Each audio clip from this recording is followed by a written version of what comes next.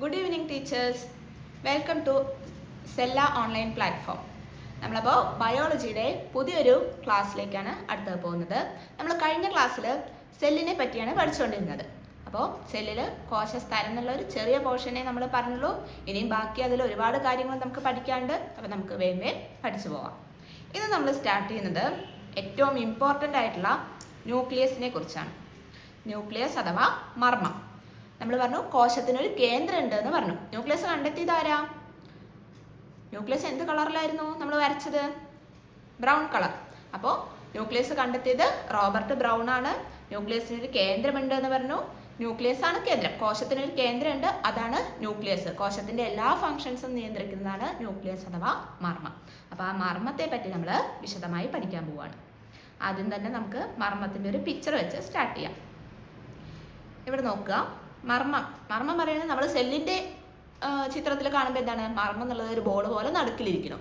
പക്ഷേ ആ മർമ്മത്തെ നമ്മൾ വീണ്ടും ഡീപ്പായിട്ട് വിശദമായി പഠിക്കാൻ നോക്കുമ്പോൾ അതിന് വീണ്ടും നമുക്ക് കുറേ പാർട്ടുകളുണ്ട് നമുക്ക് കാണാൻ പറ്റും. അപ്പം മെയിനായിട്ട് 5 പാർട്ടുകളാണ് മർമ്മത്തിന് നമുക്ക് പഠിക്കാനുള്ളത്. ഒന്നാമത്തത് ന്യൂക്ലിയോലസ്, ക്രോമാറ്റിൻ, ഇതൊക്കെ നിങ്ങൾ കേട്ടിട്ടുള്ളത് തന്നെയല്ലേ? ന്യൂക്ലിയോപ്ലാസം, ന്യൂക്ലിയർ എൻവലപ്പ്, ന്യൂക്ലിയർ പോർ. ഇങ്ങനെ 5 പോർഷൻസാണ് ന്യൂക്ലിയസിനെ പറ്റിയിട്ട് അല്ലെങ്കിൽ മർമ്മത്തെ പറ്റി നമുക്ക് പഠിക്കാനുള്ളത്. അത് എന്തൊക്കെയാണെന്ന് നമുക്ക് വിശദമായിട്ട് നോക്കാം. അപ്പോൾ മർമ്മം എന്ന് പറഞ്ഞാൽ എന്താ? കോശത്തിന്റെ നിയന്ത്രണ കേന്ദ്രമാണ്. കോശത്തിന്റെ എല്ലാ ഫങ്ഷൻസും നിയന്ത്രിക്കുന്നത് ആരാണ്? മർമ്മമാണ്. മർമ്മം എന്ന് പറയുന്നത് കോശത്തിന്റെ നിയന്ത്രണ കേന്ദ്രമാണ്. കോശത്തിൽ നടക്കുന്ന എല്ലാ ജീവൽ പ്രവർത്തനങ്ങളെയും, കോശത്തിന് കുറേ ജീവധർമ്മങ്ങൾ ഉണ്ട് എന്ന് പറഞ്ഞു, ആ ധർമ്മങ്ങളെയൊക്കെ കോശം നിർവഹിക്കുന്ന ആ ജീവൽ പ്രവർത്തനങ്ങളെയൊക്കെ നിയന്ത്രിക്കുന്നത് ഈ മർമ്മം ആണ്. മർമ്മത്തിന് അപ്പോൾ 5 പോർഷൻസ് ഉണ്ട്. ആ 5 പോർഷൻസിൻ്റെയും ഫങ്ഷൻസ് സെപ്പറേറ്റ് ആയിട്ട് എന്താണെന്ന് നമുക്ക് നോക്കാം. ഒന്നാമത്തതാണ് മർമ്മകം. മർമ്മകം എന്ന് പറയുന്നതാണ് ഈ ന്യൂക്ലിയസിന്റെ മർമ്മത്തിന്റെ സെന്റർ ആയിട്ട്. ഇവിടുത്തെ ഈ റോസ് കളറിൽ കാണാല്ലേ? ഈ റോസ് കളറിൽ കാണാല്ലേ ന്യൂക്ലിയോലസ് എന്ന് പറയുന്നത്? അതാണ് മർമ്മകം. മർമ്മത്തിന്റെ സെന്റർ. മർമ്മം എന്ന് പറയുന്നത് കോശത്തിന്റെ സെന്റർ ആണ്. ആ മർമ്മത്തിന് വേറൊരു സെന്റർ ഉണ്ട്, അതാണ് മർമ്മകം അഥവാ ന്യൂക്ലിയോലസ്. ഈ മർമ്മകമാണ് റൈബോസോം നിർമ്മാണത്തിൽ പ്രധാന പങ്ക് വഹിക്കുന്ന ആളാണ് മർമ്മകം അഥവാ ന്യൂക്ലിയോലസ്. ന്യൂക്ലിയസിന്റെ സെന്റർ ആയിട്ടുള്ള മർമ്മകം അഥവാ ന്യൂക്ലിയോലസ് ആണ് റൈബോസോം നിർമ്മാണത്തിൽ പ്രധാന പങ്ക് വഹിക്കുന്നത്. അപ്പോൾ റൈബോസോം എന്തിനുള്ളതാണ്? റൈബോസോമിന്റെ ആവശ്യം എന്താ? നമുക്കറിയാം, റൈബോസോം എന്ന് പറയുന്നത് പ്രോട്ടീൻ ഉൽപ്പാദിപ്പിക്കുന്ന കോശാംഗമാണ്. അത് നമ്മൾ അടുത്ത സെക്ഷനിൽ പഠിക്കും. അപ്പോൾ ആ റൈബോസോമിന്റെ ഫംഗ്ഷൻ എന്ന് പറയുന്നത് പ്രോട്ടീൻ നിർമ്മിക്കുക എന്നുള്ളതാണ്. ആ പ്രോട്ടീൻ നിർമ്മിക്കുന്ന റൈബോസോം ഉണ്ടാക്കണം.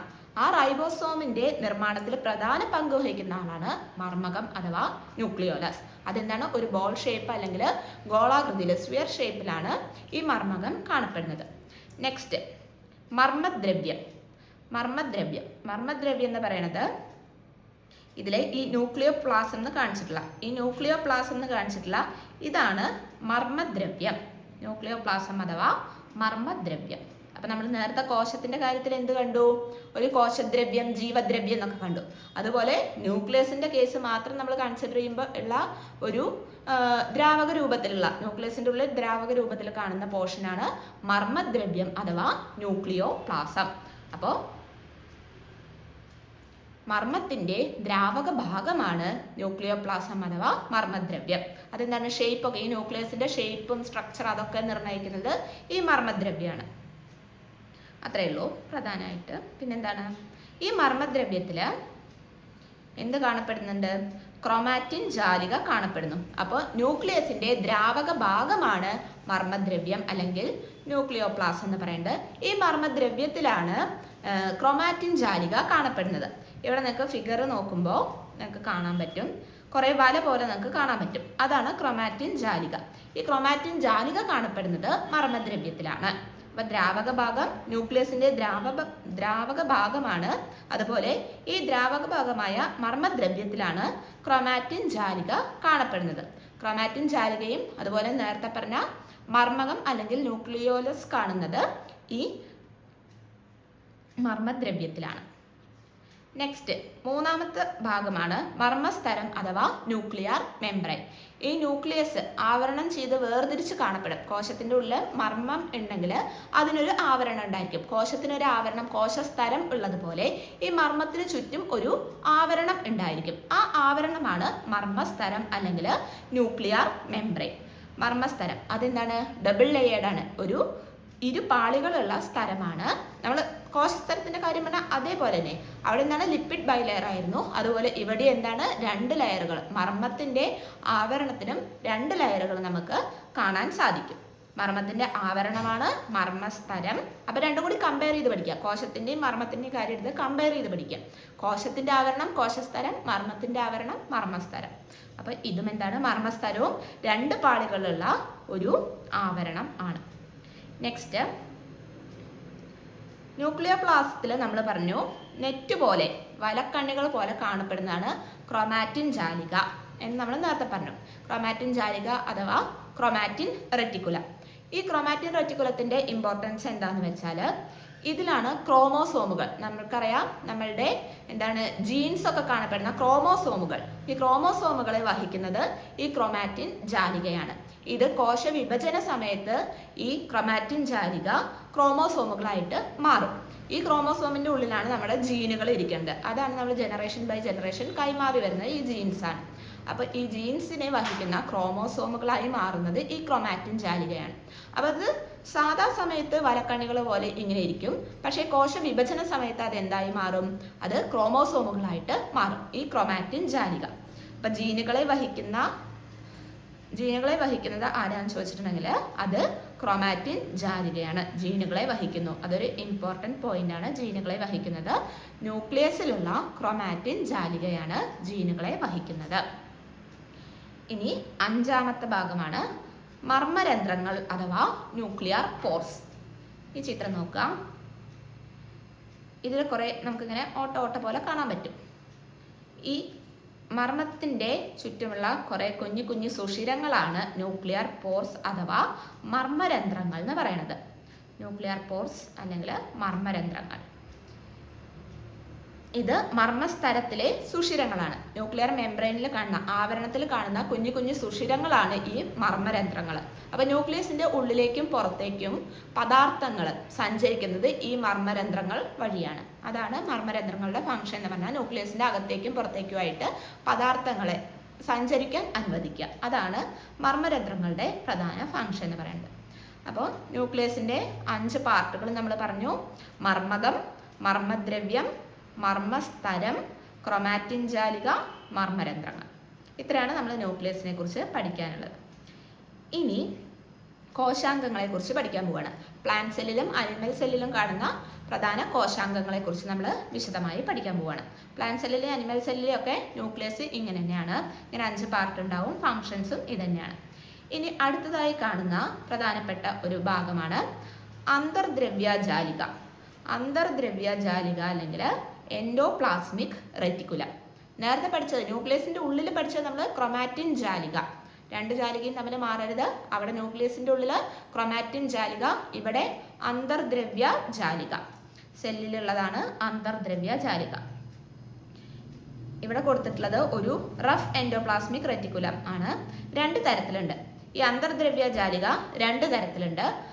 റഫ് എൻഡോപ്ലാസ്മിക് റെറ്റിക്കുലം ഉണ്ട്, പരുപരുത്ത അന്തർദ്രവ്യ ജാലിക, അല്ലെങ്കിൽ മിനുസമുള്ള അന്തർദ്രവ്യ ജാലിക. അതിന് നമ്മൾ സ്മൂത്ത് എൻഡോപ്ലാസ്മിക് റെറ്റിക്കുലം എന്ന് പറയും. അതെന്താണ് വ്യത്യാസം വരാൻ കാരണം എന്നൊക്കെ നമുക്ക് നോക്കാം.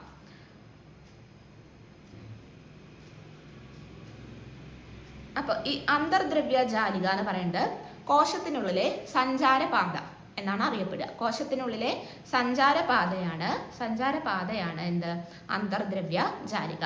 കാരണം എന്താ? ഇവിടെ നോക്കാം, ഈ ഫിഗർ നോക്കുക. ഇവിടെ നമുക്ക് കുറേ ഇത് കൂടെയൊക്കെ ഇങ്ങനെ വഴികൾ കാണാം. നമ്മൾ പണ്ട് വഴി കണ്ടെത്താമോ എന്നൊക്കെ ചോദിച്ച് കളിക്കുന്ന ആ സംഭവത്തിലെ വഴികൾ പോലെ ഉണ്ട്. വഴിയൊക്കെ നമ്മളോട് വരച്ചു കൊടുക്കാൻ പറയില്ലേ, അതുപോലുള്ള ഒരു സംഭവം കാണാം.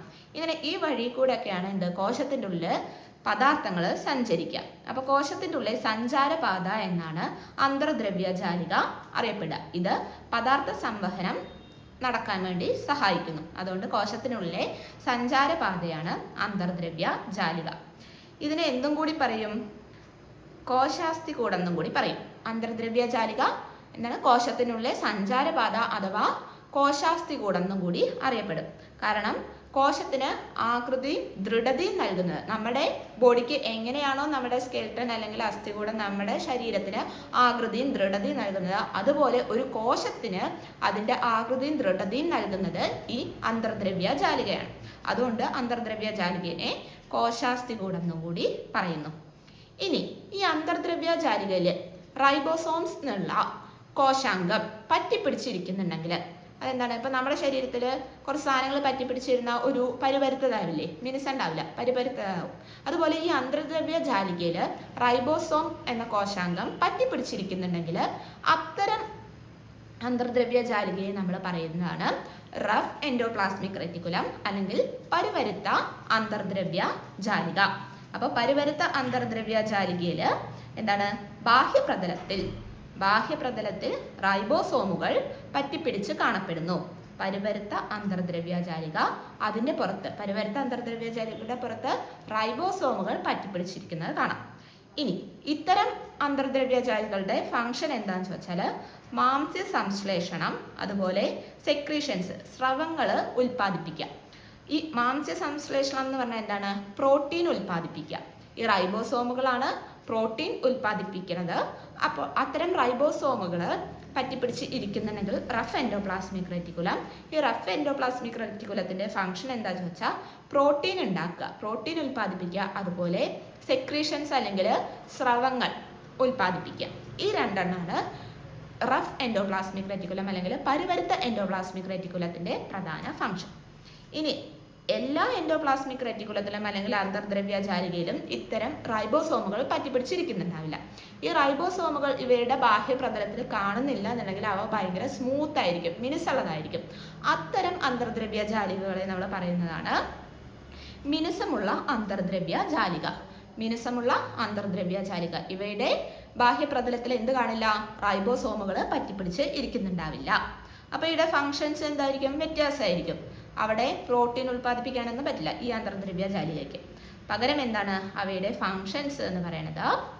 ലിപ്പിഡുകളുടെ ഉൽപ്പാദനം അല്ലെങ്കിൽ സംശ്ലേഷണം, ലിപ്പിഡുകളുടെ ഉൽപ്പാദനം. അതുപോലെ ജന്തു ശരീരങ്ങളിൽ ലിപ്പിഡ് പോലുള്ള സ്റ്റിറോയിഡ് ഹോർമോൺസ്, നമ്മുടെ ശരീരത്തിലൊക്കെ കുറേ സ്റ്റിറോയിഡ് ഹോർമോൺസ് ഉണ്ട്. അതൊക്കെ എന്താണ്? ലിപ്പിഡ് കണ്ടന്റ് അടങ്ങിയിട്ടുള്ളതാണ്. ലിപ്പിഡ് കണ്ടന്റുള്ള സ്റ്റിറോയിഡ് ഹോർമോൺസ് ഉൽപ്പാദിപ്പിക്കാനും എന്താണ് ഈ സ്മൂത്ത് അല്ലെങ്കിൽ മിനുസമുള്ള അന്തർദ്രവ്യജാലിക ഹെൽപ്പ് ചെയ്യുന്നുണ്ട്. ഇനി ഈ അന്തർദ്രവ്യജാലികളുടെ അതേപോലെ ലുക്കിലൊക്കെ നമുക്ക് അതുപോലെ തന്നെ തോന്നുന്ന അടുത്ത ഒരു കോശാംഗമാണ് ഗോൾഗി വസ്തുക്കൾ അല്ലെങ്കിൽ ഗോൾഗി അപ്പാരറ്റസ്. ഇതിനെ ഗോൾഗി കോംപ്ലക്സ് എന്നോ ഗോൾഗി അപ്പാരറ്റസ് എന്നോ ഗോൾഗി വസ്തുക്കൾ എന്നോ എന്ത് വേണമെങ്കിൽ നമുക്ക് വിളിക്കാം. അപ്പോൾ ഈ ഒരു ഷേപ്പാണ് അതിനുണ്ടാവുക. നമ്മൾ നേരത്തെ കണ്ട അന്തർദ്രവ്യജാലികളുടെ ഷേപ്പ് പോലെയൊക്കെ തോന്നും, പക്ഷേ സാധനം വേറെയാണ്. ഇത് കണ്ടെത്തിയത്, ഈ ഗോൾഗി അപ്പാരറ്റസ് കണ്ടെത്തിയത് കാമിലോ ഗോൾഗി എന്ന ശാസ്ത്രജ്ഞനാണ്. Camillo Golgi. അപ്പോൾ ആ ശാസ്ത്രജ്ഞൻ്റെ പേര് തന്നെയാണ് നമ്മൾ ആ ഒരു കോശാംഗത്തിന് വെച്ചിട്ടുള്ളത്, കാമിലോ ഗോൾഗി.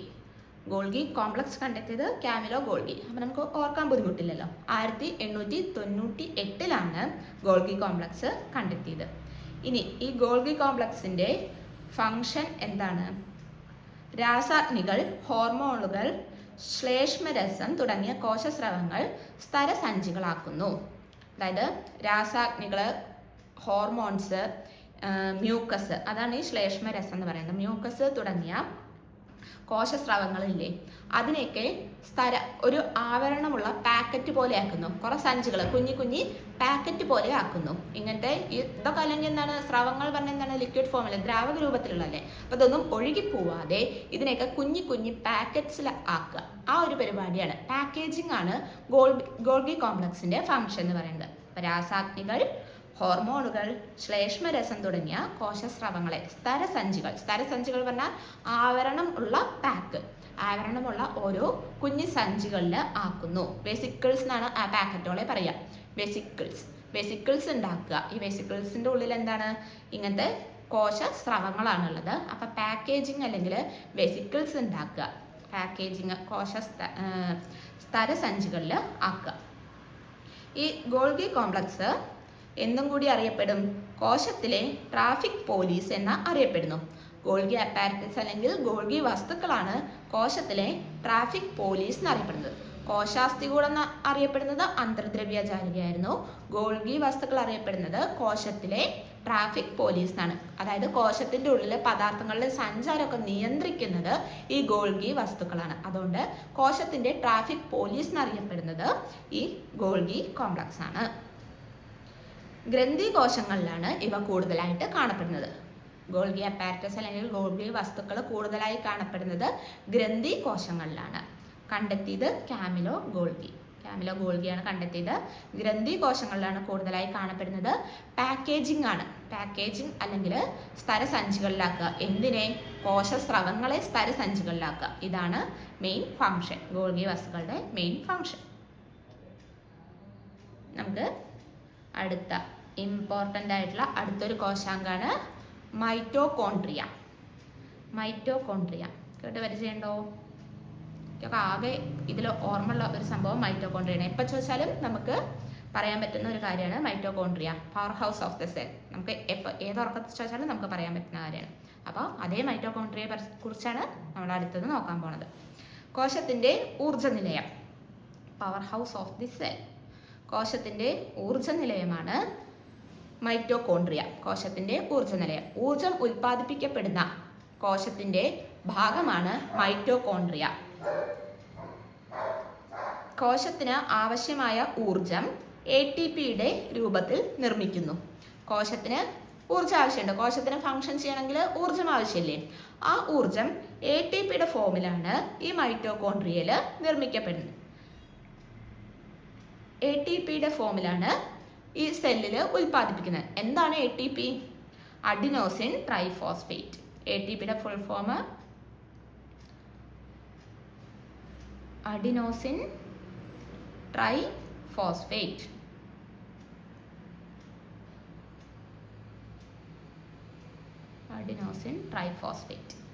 അപ്പോൾ ഒരു അഡിനോസിൻ ഭാഗമുണ്ട്. ആ അഡിനോസിനിൽ 3 ഫോസ്ഫേറ്റും കൂടി അറ്റാച്ച് ചെയ്തിട്ടുണ്ട്. അതാണ് അഡിനോസിൻ ട്രൈഫോസ്ഫേറ്റ്. അപ്പോൾ ATPയുടെ ഫോമിലാണ് ഇവിടെ ഊർജം, ഈ മൈറ്റോകോൺട്രിയയിൽ ഊർജം സംഭരിച്ചു വെക്കുന്നത്. അപ്പോൾ ATPനെ നമുക്ക് എന്തും കൂടി പറയാം? എനർജി കറൻസി എന്നും കൂടി പറയാം. ഈ മൈറ്റോകോൺട്രിയയിൽ എനർജി നിർമ്മിക്കുന്നു, അതുപോലെ നിർമ്മിച്ച എനർജി സംഭരിച്ചു വെക്കുന്നു. സംഭരിച്ചു വെച്ച എനർജി എന്ത് ചെയ്യുന്നു? വിതരണവും ചെയ്യുന്നുണ്ട്. എനർജി ആർക്കാണോ ആവശ്യം അവർക്ക് വിതരണവും ചെയ്യുന്നുണ്ട്. നിർമ്മാണം, സംഭരണം, വിതരണം. എന്തിൻ്റെ? എനർജിയുടെ, ATPയുടെ രൂപത്തിൽ. ആര്? മൈറ്റോകോൺട്രിയ. അപ്പോൾ ഇവിടെ എങ്ങനെയാണ് ഫങ്ഷൻ നടക്കുന്നത് നോക്കുക. ഗ്ലൂക്കോസ് ഉണ്ടായിരിക്കും. ഗ്ലൂക്കോസ് ഓക്സിജനുമായി പ്രവർത്തിച്ചിട്ട് ATP അല്ലെങ്കിൽ എനർജി ഉണ്ടാവുന്നു. അതുപോലെ കാർബൺ ഡൈ ഓക്സൈഡിനെയും വാട്ടറിനെയും റിലീസും ചെയ്യുന്നു. അപ്പോൾ ഗ്ലൂക്കോസ് ഓക്സിജനായി അവിടെ പ്രവർത്തിക്കുന്നു, എന്നിട്ട് എനർജി റിലീസ് ചെയ്യുന്നു. അതിൻ്റെ ഒപ്പം എന്നും കൂടിയിട്ട് കാർബൺ ഡൈ ഓക്സൈഡും അതുപോലെ വാട്ടറും റിലീസ് ചെയ്യുന്നു. അപ്പോൾ വായു ശ്വസനം നടക്കുന്ന ഏക കോശാംഗമാണ് മൈറ്റോകോൺട്രിയ. വായുശ്വസനം പറഞ്ഞാൽ ഈ ഓക്സിജൻ യൂസ് ചെയ്യുന്നു, അത്രയേ ഉള്ളൂ. വായുശ്വസനം നടക്കുന്ന ഏക കോശാംഗം. വേറെ ഇനി നമ്മൾ നേരത്തെ കുറച്ച് ഗോൾഗി അപ്പാരറ്റസ് അതുപോലെ അന്തർദ്രവ്യജാലിക ഒക്കെ പഠിച്ചില്ലേ? അങ്ങനെ കുറച്ച് കോശാംഗങ്ങൾ കൂടി നമ്മൾ പഠിക്കാണ്ട് ആ കോശാംഗങ്ങളിലൊക്കെ വെച്ചിട്ട് വായുശ്വസനം നടക്കുന്ന ഏക കോശാംഗമാണ് ഈ മൈറ്റോകോൺട്രിയ. വായുശ്വസനം പറഞ്ഞാൽ ഓക്സിജനായി അവിടെ റിയാക്ട് ചെയ്യുന്നു, എന്നിട്ട് എനർജി റിലീസ് ചെയ്യുന്നു, അത്രയേ ഉള്ളൂ. അപ്പോൾ എനർജി സ്റ്റോർ ചെയ്യുന്നത് ATPയുടെ രൂപത്തിലാണ്, അഡിനോസിൻ ട്രൈഫോസ്ഫേറ്റ്. കോശത്തിൻ്റെ ഊർജ്ജ നിലയം അഥവാ power house of the cell. ഈ ATPനെയാണ് നമ്മൾ എനർജി കറൻസി എന്ന് പറയുക. അപ്പോൾ ഇവിടെ ഈ മൈറ്റോകോൺട്രിയയിൽ നമ്മൾ പറഞ്ഞു ഊർജ്ജമല്ലേ നിർമ്മിക്കുന്നതും സംഭരിക്കുന്നതും വിതരണം ചെയ്യുന്നതൊക്കെ. അപ്പോൾ പ്രവർത്തിക്കാൻ കൂടുതൽ ഊർജം ആവശ്യമായ തലച്ചോറ്, കരൾ, പേശികൾ അങ്ങനത്തെ കോശങ്ങളിലൊക്കെയാണ്, അവയവങ്ങളിലെ കോശങ്ങളിലൊക്കെയാണ് കൂടുതലായിട്ടും മൈറ്റോകോൺട്രിയ കാണുക. മൈറ്റോകോൺട്രിയയുടെ എണ്ണം അത്തരം കോശങ്ങളിൽ കൂടുതലായിരിക്കും. അപ്പോൾ എല്ലാ കോശങ്ങളിലും മൈറ്റോകോൺട്രിയയുടെ എണ്ണം തുല്യമായിരിക്കില്ല. ഊർജം കൂടുതലായി പ്രവർത്തിക്കാൻ കൂടുതൽ ഊർജം ആവശ്യമായ തലച്ചോറ്, കരൾ, പേശികൾ അങ്ങനെയുള്ള കോശങ്ങളിലൊക്കെ കൂടുതൽ മൈറ്റോകോൺട്രിയയെ നമുക്ക് കാണാനായിട്ട് സാധിക്കും. അപ്പോൾ ഇവിടെ power house of the cell, energy currency, ATP, ഇത്ര കാര്യങ്ങളൊക്കെ ഓർത്ത് വയ്ക്കുക. വായു ശ്വസനം നടക്കുന്ന ഏക കോശാംഗമാണ് മൈറ്റോകോൺട്രിയ. ഇനി മൈറ്റോകോൺട്രിയയുടെ ഒരു ചിത്രം കാണിച്ചു തരാം. ഇതാണ് മൈറ്റോകോൺട്രിയ. അപ്പോൾ ഇതിൽ കൊടുത്തിരിക്കുന്ന ഈ ലേബൽസ് ഒന്നും നോക്കണ്ട, നമുക്ക് ഈ ചിത്രം മാത്രം മതി. അപ്പോൾ ഈ ചിത്രം നോക്കുമ്പോൾ നമുക്ക് എന്തൊക്കെ കാണാൻ പറ്റും? ഇവിടെ ഒരു ലെയർ ഉണ്ട്, അതിൻ്റെ ഉള്ളിലും ഒരു ലെയർ ഉണ്ട്. അപ്പോൾ ഒരു ആവരണമുണ്ട്. മൈറ്റോകോൺട്രിയയ്ക്ക് ഡബിൾ ലെയർ, 2 ലെയറായിട്ടുള്ള ആവരണം ഉണ്ടെന്ന് മനസ്സിലായി. അതുപോലെ ഒരു ഡാർക്ക് ഗ്രീൻ കളറിൽ ഒരു ഭാഗം കാണിച്ചിട്ടുണ്ട്, ലൈറ്റ് ഗ്രീൻ കളറിലും ഒരു ഭാഗം കാണിച്ചിട്ടുണ്ട്. അപ്പോൾ മൈറ്റോകോൺട്രിയനെ നമുക്ക് 2 ഭാഗങ്ങളായിട്ട് നമുക്ക് പറയാൻ സാധിക്കും.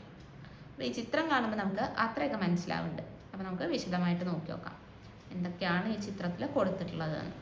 അപ്പോൾ ഇരട്ട സ്തരമുണ്ട്, 2 ലെയർ ഉണ്ട് നമ്മൾ പറഞ്ഞു.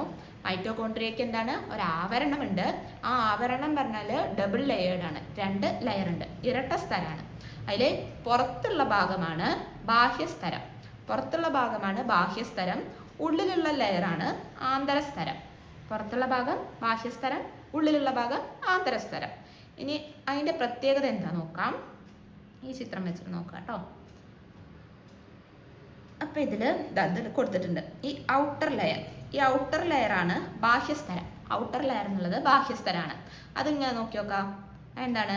കണ്ടിന്യൂസ് ആണ്, എവിടെയും ബ്രേക്ക് ഒന്നും നമുക്ക് കാണാനില്ല, കണ്ടിന്യൂസ് ആയിട്ട് ഇങ്ങനെ പോകുന്നതാണ് ബാഹ്യസ്തരം എന്ന് പറയുന്നത്. അപ്പോൾ ബാഹ്യസ്തരം തുടർച്ചയായതാണ്.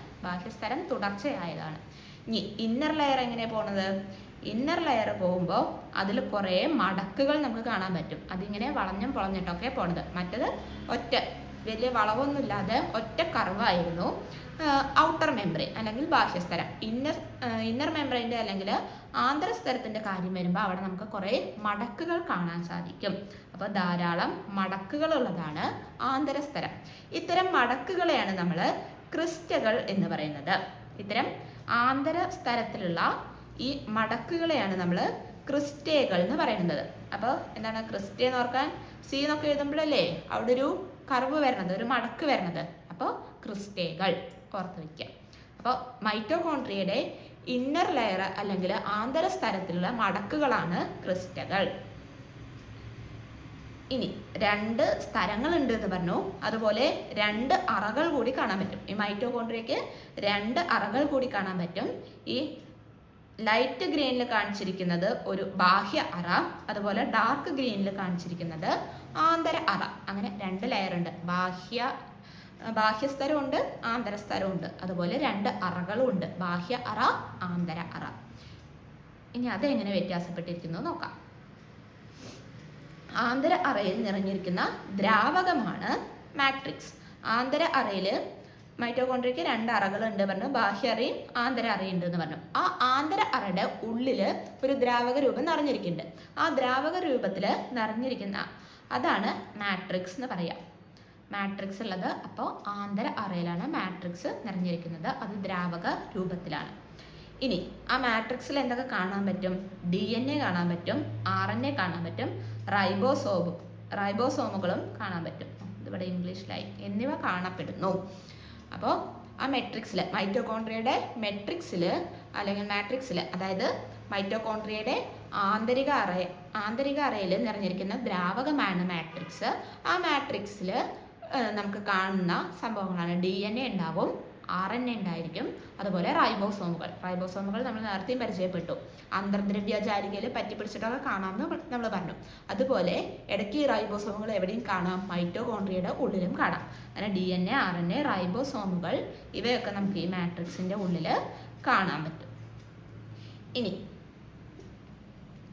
ഈ മൈറ്റോകോൺട്രിയ കണ്ടെത്തിയത്, ഇത് ജസ്റ്റ് പേര് പറയണമെന്നേ ഉള്ളൂ, ഒന്ന് ഓർത്ത് വയ്ക്കുക, കേട്ട് പരിചയത്തിന് വേണ്ടി മാത്രം. മൈറ്റോകോൺട്രിയ കണ്ടെത്തിയത് ആൽബർട്ട് വോൺ കൊല്ലിക്കർ എന്നുള്ള ശാസ്ത്രജ്ഞനാണ്. 1857 ആൽബർട്ട് വോൺ കൊല്ലിക്കർ. ഇനി ആദ്യം ഇതിൻ്റെ പേര് മൈറ്റോകോൺട്രിയ എന്നായിരുന്നില്ല, ബയോബ്ലാസ്റ്റ് എന്നായിരുന്നു. എന്താണ്? എനർജി തരുന്ന സാധനമല്ലേ, ബ്ലാസ്റ്റ് ചെയ്യാൻ പറ്റും, അപ്പോൾ എനർജി റിലീസ് ചെയ്യാൻ പറ്റും. അപ്പോൾ ബയോബ്ലാസ്റ്റ് എന്നായിരുന്നു ഇതിൻ്റെ ആദ്യത്തെ പേര്. ഇദ്ദേഹം ആൽബർട്ട് വോൺ കൊല്ലിക്കർ ജസ്റ്റ് കണ്ടെത്തി ഇങ്ങനെ ഒരു സാധനം ഉണ്ട്, എനർജി നിർമ്മിക്കുന്ന ഒരു കോശാംഗം ഉണ്ടെന്ന് കണ്ടെത്തി, പേരൊന്നും കൊടുത്തിരുന്നില്ല. അപ്പോൾ ഇതിന് ആദ്യം ബയോബ്ലാസ്റ്റ് എന്നുള്ള പേരാണ് കൊടുത്തിരുന്നത്. ബയോബ്ലാസ്റ്റ് എന്നുള്ള പേര് കൊടുത്തത് ആരാണ്? റിച്ചാർഡ് റിച്ചാർഡ് ആൾട്ട്മാൻ എന്നുള്ള ശാസ്ത്രജ്ഞനാണ് ഇതിന് ബയോബ്ലാസ്റ്റ് എന്നുള്ള പേര് കൊടുത്തത്. പിന്നെ 1898 കാൾ ബന്ദ ആണ് എന്ത് കൊടുത്തത്, മൈറ്റോകോൺട്രിയ എന്നുള്ള പേര് നൽകിയത്. അപ്പോൾ ആദ്യം ബയോബ്ലാസ്റ്റ് എന്നായിരുന്നു പേര്, പിന്നെ കാൾ ബന്ദയാണ് മൈറ്റോകോൺട്രിയ എന്നുള്ള പേര് നൽകിയത്. അപ്പം മൈറ്റോകോൺട്രിയ കണ്ടെത്തിയത് ആരാന്ന് ചോദിച്ചാൽ ആൽബർട്ട് വോൺ കൊല്ലിക്കർ. അതിന് മൈറ്റോകോൺട്രിയ എന്നുള്ള പേര് കൊടുത്തത് കാൾ ബന്ദയാണ്. അതിൻ്റെ ഇടയിൽ ഒരു ബയോബ്ലാസ്റ്റ് എന്നുള്ള പേരും കൂടി വന്നിട്ടുണ്ടായിരുന്നു. ജസ്റ്റ് അറിഞ്ഞിരിക്കുക. ഇനി നമ്മൾ ഇത്ര നേരം പറഞ്ഞ റൈബോസോം എന്താണ് റൈബോസോം എന്ന് നോക്കാം. റൈബോസോം എന്താ? പ്രോട്ടീൻ നിർമ്മിക്കാൻ, പ്രോട്ടീൻ നിർമ്മാണ കേന്ദ്രമാണ്. നമ്മുടെ കോശത്തിലെ പ്രോട്ടീൻ നിർമ്മാണ കേന്ദ്രമാണ് റൈബോസോം. പ്രോട്ടീൻ അഥവാ മാംസ്യ നിർമ്മാണ കേന്ദ്രം ആണ് റൈബോസോം. അപ്പോൾ എനർജി നിർമ്മിക്കുന്നത് എവിടെയാണ്? മൈറ്റോകോൺട്രിയയിലാണ്. പ്രോട്ടീൻ നിർമ്മിക്കുന്നത് റൈബോസോമിലാണ്. ഈ റൈബോസോംസ് ഒന്നെങ്കിൽ ഈ സൈറ്റോപ്ലാസത്തിൽ അല്ലെങ്കിൽ കോശദ്രവ്യത്തിൽ സ്വതന്ത്രമായിട്ട് നിൽക്കുന്നുണ്ടാവും, അല്ലെങ്കിൽ നേരത്തെ പറഞ്ഞ പോലെ ഈ അന്തർദ്രവ്യ ജാലികയോടൊക്കെ പറ്റിപ്പിടിച്ചും നിൽക്കുന്നുണ്ടാവും. അപ്പോൾ സ്വതന്ത്രമായോ അല്ലെങ്കിൽ അന്തർദ്രവ്യ ജാലികയോട് ചേർന്നിട്ടോ ഇത് കോശത്തിൽ കാണപ്പെടുന്നു, റൈബോസോമുകൾ കാണപ്പെടുന്നു. റൈബോന്യൂക്ലിക് ആസിഡും പ്രോട്ടീനും കൊണ്ടാണ് എന്ത് നിർമ്മിച്ചിരിക്കുന്നത്? റൈബോസോം നിർമ്മിച്ചിരിക്കുന്നത്. റൈബോന്യൂക്ലിക് ആസിഡും പ്രോട്ടീനും കൊണ്ട്, പ്രോട്ടീൻ കൊണ്ടാണ് നിർമ്മിച്ചിരിക്കുന്നത്. റൈബോസോമിൻ്റെ ഫംഗ്ഷൻ എന്താണ്? പ്രോട്ടീൻ നിർമ്മിക്കുക. അത് എന്താണ്? പ്രോട്ടീനെ പറ്റി മൊത്തമുള്ളത് എന്താണ്? റൈബോസോമാണ്. റൈബോസോം നിർമ്മിച്ചിരിക്കുന്നത് RNA കൊണ്ടും പ്രോട്ടീൻ കൊണ്ടുമാണ്. ഈ റൈബോസോമിൻ്റെ ഫംഗ്ഷൻ എന്താണ്? പ്രോട്ടീൻ നിർമ്മാണം തന്നെയാണ്. ഇനി രണ്ട് ടൈപ്പ്, നമ്മൾ നേരത്തെ പ്രോകാരിയോട്ടും യൂകാരിയോട്ടുകളും പറഞ്ഞില്ലേ? ഈ രണ്ടിലും കാണുന്ന റൈബോസോമുകൾ വ്യത്യാസപ്പെട്ടിരിക്കുന്നു. പ്രോകാരിയോട്ടിലും യൂകാരിയോട്ടിലും കാണുന്ന റൈബോസോമുകൾ വ്യത്യാസപ്പെട്ടിരിക്കുന്നുണ്ട്. അത് എന്താണ് വ്യത്യാസം നോക്കാം. എന്തെങ്കിലും വ്യത്യാസമാണല്ലോ. ഈ പ്രോകാരിയോട്ടുകളും യൂകാരിയോട്ടുകളും എന്തായിരുന്നു? പ്രോകാരിയോട്ടുകളുടെ കോശങ്ങളിൽ മർമ്മം കാണില്ല, യൂകാരിയോട്ടുകളിൽ മർമ്മം കാണും. ഈ പ്രോകാരിയോട്ടുകളിൽ കാണുന്ന ഈ കോശാംഗങ്ങൾക്കൊന്നും, അതിൽ കാണുന്ന ഈ കോശത്തിൻ്റെ ഉള്ളിൽ കാണുന്ന പദാർത്ഥങ്ങൾക്കൊന്നും എന്തുണ്ടാവില്ല? ആവരണം ഉണ്ടായിരിക്കില്ല. ആവരണം ഇല്ലാത്ത കോശാംഗങ്ങൾ മാത്രമേ ഈ പ്രോകാരിയോട്ടുകളിൽ കാണുള്ളൂ. അതുകൊണ്ടാണ് ന്യൂക്ലിയസ് ഒന്നും അതിൽ ഇല്ലാത്തത്. ന്യൂക്ലിയസിന് എന്താ നമ്മൾ പറഞ്ഞു? ആവരണം ഉണ്ട് എന്ന് പറഞ്ഞു. അങ്ങനെ ആവരണം ഉണ്ടായിട്ട് വേർതിരിച്ചറിയുന്ന സംഭവങ്ങളൊന്നും അതിലുണ്ടാവില്ല. ഈ റൈബോസോമിന് ആവരണമില്ല. ആവരണമില്ലാത്ത ഒരു കോശാംഗമാണ് റൈബോസോം. റൈബോസോമിന് മാത്രമല്ല ആവരണം ഇല്ലാത്തതുള്ളത്, അത് നമ്മൾ അടുത്ത സെക്ഷനിലൊക്കെ പഠിക്കും. റൈബോസോമിന് ആവരണമില്ല. റൈബോസോമിന് എന്താണ്? ആവരണം ഇല്ലാത്തതുകൊണ്ട് അത് പ്രോകാരിയോട്ടുകളിലും കാണപ്പെടുന്നു. യൂകാരിയോട്ടുകളിൽ എന്തായാലും കാണും, യൂകാരിയോട്ടല്ലേ നമ്മളൊക്കെ, അപ്പോൾ അതിലെന്തായാലും കാണും. അതിന് ആവരണം ഇല്ലാത്തതും കൊണ്ട് റൈബോസോം പ്രോകാരിയോട്ടുകളിലും കൂടി കാണപ്പെടുന്നു. പക്ഷേ ഈ പ്രോകാരിയോട്ടുകളിലും യൂകാരിയോട്ടുകളിലും കാണപ്പെടുന്ന റൈബോസോമുകൾ സെയിം അല്ല. അതിന് ചെറിയൊരു ഡിഫറൻസ് ഉണ്ട്. എന്താ നോക്കാം. പ്രോകാരിയോട്ടുകളിൽ കാണപ്പെടുന്ന റൈബോസോമിന് 70S ആണ്. 70S റൈബോസോമുകളാണ് പ്രോകാരിയോട്ടുകളിൽ കാണപ്പെടുന്നത്. യൂകാരിയോട്ടുകളിൽ കാണപ്പെടുന്നത് 80S റൈബോസോംസ് ആണ്. എന്താണ് എസ്? എസ് എന്ന് പറയുന്നത് സെക്കൻഡ്, അതൊന്നല്ല, ഒരു യൂണിറ്റ് ആണ്, സെക്കൻഡ് എന്നല്ല. സിഡ്ബർഗ് കോൺസ്റ്റന്റ് എന്നുള്ള ഒരു യൂണിറ്റാണ്. സിഡ്ബർഗ് യൂണിറ്റ് എന്നാണ് എസ് എന്നറിയപ്പെടുന്നത്. അതെന്താണെന്ന് വെച്ചാൽ റൈബോസോമിൻ്റെ ജസ്റ്റ് ഷേപ്പ് എന്ന് പറയുന്നത് ഇങ്ങനെ ഒന്നിന് മീതെ ഒന്നായി അടുക്കി വെച്ച പോലെ, ഈ പ്രോട്ടീനും RNAയും ഒന്നിന് മീതെ ഒന്നായി അടുക്കി വെച്ച പോലെ ഇങ്ങനെ ഒരു ഷേപ്പാണ് ഈ റൈബോസോമിന് ഉണ്ടാവുക. അപ്പം ഈ രണ്ട് പാർട്ടിൻ്റെയും കൂടി സാന്ദ്രതയുടെയും വലുപ്പത്തിൻ്റെയും, ഡെൻസിറ്റിയും അതിൻ്റെ വലുപ്പത്തിൻ്റെയൊക്കെ ഒരു റേഷ്യോ ആണ് സിഡ്ബർഗ് യൂണിറ്റ് എന്ന് പറയുന്നത്. അപ്പോൾ അത് സാധാ സമയത്ത് രണ്ടും വെവ്വേറെയായി നിൽക്കും. പ്രോട്ടീൻ നിർമ്മാണ സമയത്ത് ഇത് രണ്ടും കൂടി ചേർന്ന് ഒറ്റ യൂണിറ്റ് ആവും. അപ്പോൾ ഇതിൻ്റെ ഡെൻസിറ്റി, ഈ രണ്ട് പാർട്ടുകളുടെയും ഡെൻസിറ്റിയും വലുപ്പത്തിൻ്റെയൊക്കെ ഒരു റേഷ്യോ ആണ് സിഡ്ബർഗ് യൂണിറ്റ്. അത് പ്രോകാരിയോട്ടിലും യൂകാരിയോട്ടിലും ആ റേഷ്യോ വ്യത്യാസപ്പെട്ടിരിക്കുന്നുണ്ട്. പ്രോകാരിയോട്ടുകളിൽ 70S ആണ്, യൂകാരിയോട്ടിൽ 80S ആണ്. രണ്ടും ഡിഫറെൻ്റ് ആണെന്ന് മാത്രം ഓർത്തിരിക്കുക, ജസ്റ്റ് പറഞ്ഞു തന്നേ ഉള്ളൂ. ഈ റൈബോസോം കണ്ടെത്തിയത് ജോർജ് പാലഡെ ആണ്. ജോർജ് പാലഡെ ആണ്. ഇനി നെക്സ്റ്റ് ലൈസോസോം. ഇപ്പോൾ ഇത്ര നേരം നമ്മൾ പറഞ്ഞത് ജന്തുകോശങ്ങളിലും സസ്യകോശങ്ങളിലും രണ്ടിലും കാണപ്പെടുന്ന കോശാംഗങ്ങളാണ്. ഏതൊക്കെ? മർമ്മം ഉണ്ട്, പിന്നെ അന്തർദ്രവ്യജാലിക പറഞ്ഞു, മൈറ്റോകോൺട്രിയ പറഞ്ഞു, പിന്നെ ഏതൊക്കെ പറഞ്ഞു? ഗോൾഗി വസ്തുക്കൾ പറഞ്ഞു, ഇപ്പം ലാസ്റ്റായിട്ട് റൈബോസോംസ് പറഞ്ഞു. അങ്ങനെ ഇത്ര വരെ പറഞ്ഞൊക്കെ ജന്തുകോശങ്ങളിലും സസ്യകോശങ്ങളിലും കോമൺ ആയി കാണപ്പെടുന്നതാണ്. ഇനി നമ്മൾ ജന്തുകോശങ്ങളിൽ കാണപ്പെടുന്ന കോശങ്ങളെ കുറിച്ചാണ് പറയുന്നത്. ഇനി പറയുന്ന രണ്ടെണ്ണം ജന്തുകോശങ്ങളിൽ മാത്രമേ കാണപ്പെടുള്ളൂ, സസ്യകോശങ്ങളിൽ അവ ഉണ്ടാവില്ല. അതിനുശേഷം നമ്മൾ സസ്യകോശങ്ങളിൽ കാണപ്പെടുന്ന കോശാംഗങ്ങളെ കുറിച്ച് മാത്രം പറയും. അപ്പം ഇനി നെക്സ്റ്റ് നോക്കുക, ലൈസോസോം. നേരത്തെ നമ്മൾ പറഞ്ഞത് റൈബോസോമാണ് പ്രോട്ടീൻ നിർമ്മാണ കേന്ദ്രം. ഇനി അടുത്തത് ലൈസോസോം. രണ്ടും കൂടി പേര് മാറരുത്.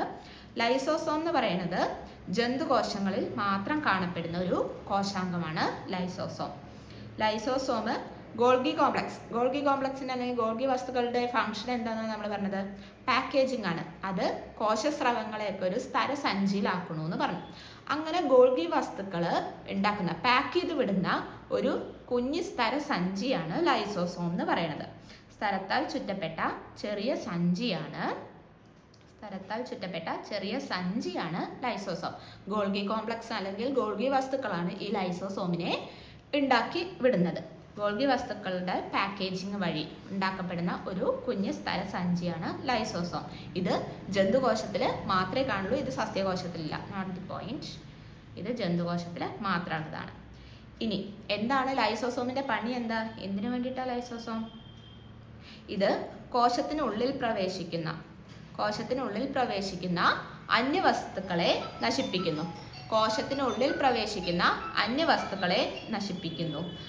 നശിപ്പിക്കുന്ന ദഹനരസങ്ങൾ ഉണ്ടാക്കുന്നു. നമ്മളുടെ ഡൈജസ്റ്റീവ് സിസ്റ്റത്തിലൊക്കെ കുറേ ദഹനരസങ്ങളുണ്ട്. ഇതെന്തിനാണ്?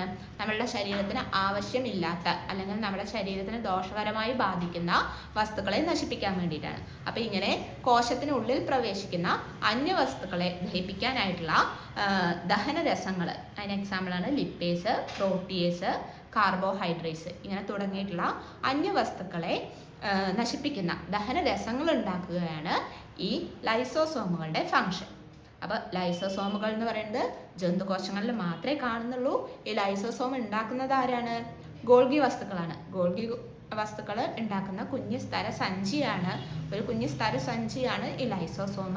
ലൈസോസോമിൻ്റെ ഫംഗ്ഷൻ എന്ന് പറയുന്നത് എന്താണ്? കോശത്തിൽ പ്രവേശിക്കുന്ന അന്യവസ്തുക്കളെ പ്രതിരോധിക്കാൻ വേണ്ടിയിട്ടാണ്. അപ്പോൾ ആ അന്യവസ്തുക്കളെ നശിപ്പിക്കാനായിട്ട് കുറച്ച് ദഹനരസങ്ങൾ ഉണ്ടാക്കും. ആ ലിപ്പേസ്, പ്രോട്ടിയേസ്, കാർബോഹൈഡ്രേറ്റ്സ് പോലുള്ള ദഹനരസങ്ങൾ ഉൽപ്പാദിപ്പിക്കുകയാണ് ഈ ലൈസോസോമിൻ്റെ ഫംഗ്ഷൻ എന്ന് പറയുന്നത്.